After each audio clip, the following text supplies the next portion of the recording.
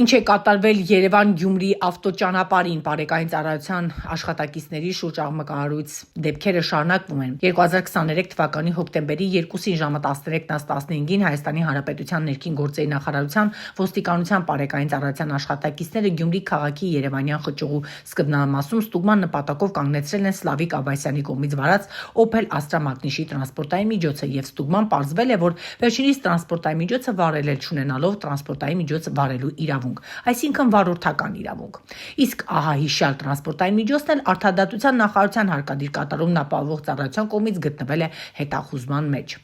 Արդյունքում Սլավիկ Աբասյանը գիտակցելով, որ իր նկատմամբ կազմվելու է վարչական իրավախախտման վերաբերյալ արձանագրություն, իսկ տրանսպորտային միջոցը տեղափոխվելու է ոստիկանության հատուկ պահպանվող տարածք, դիմում է փախուստի, չի ենթարկվում բարեկային ծառայողների օրինական պահանջին։ Բարեկային ծառայության ծառայողները սկսում են հետապնդել Opel մակնիշի տրանսպորտային միջոցը եւ բավականին լուրջ իրավիճակից հետո կարողանում են կանգնացնել Սլավիկ Աբասյանի մեքենան։